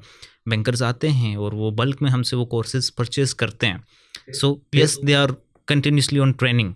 बिल्कुल ऐसा ही है। Chartered accountant का भी नाम सुना है? चार्टर्ड अकाउंटेंट का भी टाइम एंड अगेन, जो चार्टर्ड अकाउंट डिग्री बाद में लेता है उसको एम्प्लॉयमेंट पहले आ जाती है, उसका ऑफिस अपना इस्टेब्लिश पहले हो जाता है, इस्टेब्लिश हो जाता है, वो वहाँ पे प्रैक्टिस कर रहे होते हैं। तो वाई नॉट लॉयर? लॉयर को सेल्फ एम्प्लॉयमेंट क्यों नहीं मिल रही? आप यहाँ पे कोई बच्चा या बच्ची एक सुहाने ख्वाब लेके आ रहा है, आप उसको डाइवर्जन तो दें। आपका कायदाना लीडरशिप वाला, कायदाना सलाहियतों वाला कोई भी लीडर, आपका वकील, पढ़ा लिखा आदमी अगर सीट पे बैठा हुआ नहीं होगा, अपने विश एंड विम्स के लिए अगर वो आया होगा, अपने पर्सनल एम्बिशंस के लिए आया होगा, तो वो कभी भी लीगल फ्रेटर्निटी के लिए, इन लोगों के लिए नहीं सोचेगा, वो अपने आप के लिए सोचेगा पहले। So sir, what is your manifesto? आप क्या चेंज करेंगे? ऑर्थोडॉक्स एक हमारे पास लीडरशिप तो चलती आ रही है, क्या आप भी एक सीट फिल कर लेंगे अगर आप जीत जाते हैं, या you have a manifesto, you have a vision जिस पे आप काम करना चाहते हैं? देखिए, मैंने वही बात की आपको, रेगुलेटरी बॉडी है, रेगुलेटरी बॉडी का जो मैंडेट है, वो मैंडेट अनफॉर्चुनेटली 1973 के लॉ के बनने के बाद आज तक फुलफिल नहीं हुआ। हमारे यहाँ जो लीगल फ्रेटर्निटी का एक बंदा या बंदी या बच्चा या बच्ची, अगर आप उसको किसी से मुकाबला करवा दें तो सॉरी टू से वो फेल हो जाता है। आप इंडिया की एग्जांपल ले लें, इंडिया के तमाम इंडस्ट्री के अंदर जो जो उनके ग्रेजुएट्स हैं वो हायर पोजीशंस में, हमारे बच्चों के अंदर काबिलियत तो है, अहलियत है, मगर ये वहाँ तक पहुँच क्यों नहीं पा रहे? ये काम रेगुलेटरी बॉडीज़ का है। रेगुलेटरी बॉडीज़ सेमिनार्स कराए, रेगुलेटरी बॉडीज़ उनके अपलिफ्टमेंट के लिए काम करे, रेगुलेटरी बॉडी उनके स्टाइपेंड के लिए काम करे, रेगुलेटरी बॉडी प्रॉपर तौर पे गवर्नमेंट के साथ नेगोशिएट करे।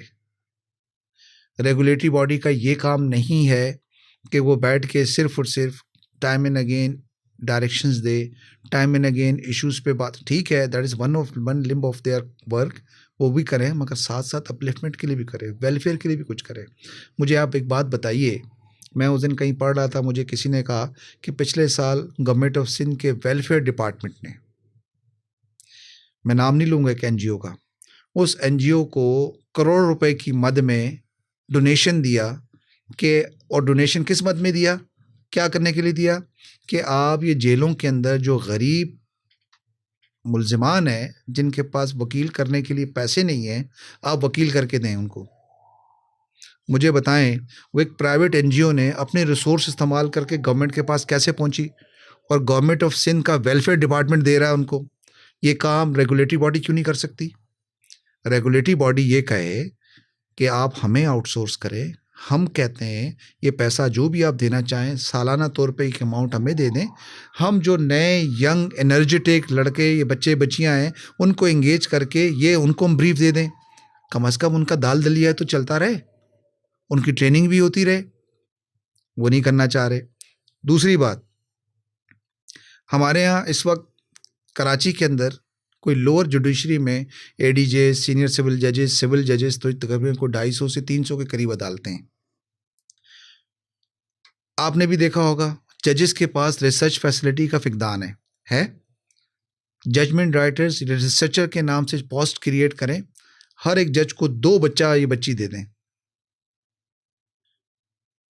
आपके हर साल, और टेन्योर फिक्स करने हैं साल का, कि साल के अंदर ये 500-600 के करीब, अब 2-2 किसी को देंगे, 300 अदालतों से आप मल्टीप्लाई करें, 600 जॉब्स आप क्रिएट कर रहे हैं सालाना तौर पे इन यंग वकीलों के लिए।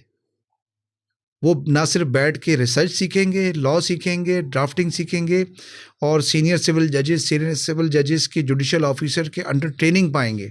जब ट्रेनिंग पाएंगे तो वो बच्चा, ये बच्ची कितना इम्प्रूव होकर बाहर आएगा, वो फर्स्ट हैंड नॉलेज मिल रही होगी उसको। ये आज तक, sorry to say, regulatory body ने नहीं किया, एशियन बार काउंसिल नहीं कर पाई। So would you be able to do that? हम डेफिनेटली करेंगे। देखें, आपको स्कीम समझनी है। हमारे यहाँ एशियन बार काउंसिल में स्टैट्यूटरीली जो शेड्यूल के अंदर मेंशन है, हमारे यहाँ जो constitution of the general council कहलाती है वो 35 है। 17 मेंबर्स जो है ना इंटीरियर सिंध से लिए जाते हैं, 16 मेंबर्स हमारे कराची से लिए जाते हैं। ये पूरी बॉडी बनती है, that is called the regulatory body of the Sindh bar council.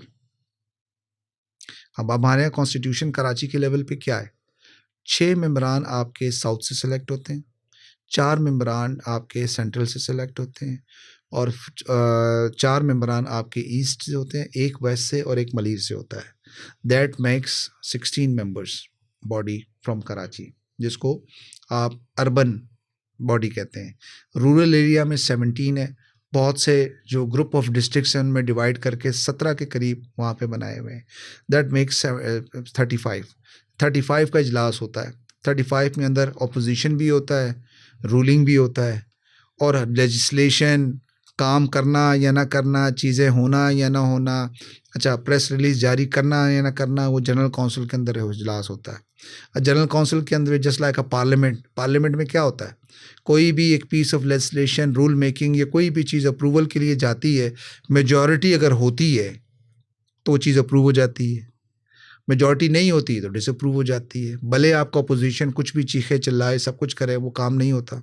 तो डेफिनेटली एज ऑफ टुडे हर एक का इंटरेस्ट होता है।